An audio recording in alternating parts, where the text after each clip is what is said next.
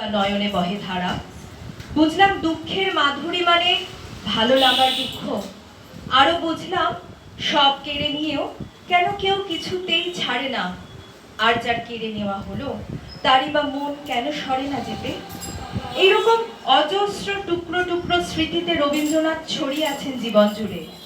আমার রবীন্দ্রনাথকে আমি জোড়াসাঁকো বা শান্তিনিকেতনে নয়, বরং এভাবেই মেঘলা আকাশে, বাদল বাতাসে, মায়ের স্নানের শব্দে, বিকেলের মরে যাওয়া আলো অন্ধকারে বারবার পেতে চাই।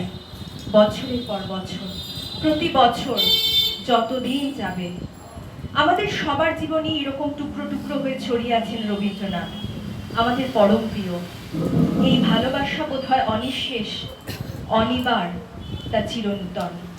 আমাদের শেষ গান, হে নূতন দেখা দি কারবার। আমরা চাইবো আপনারা যারা যারা জানেন সবাই সবাই একসঙ্গে সম্মিলিতভাবে এই গানটা যোগদান করবেন।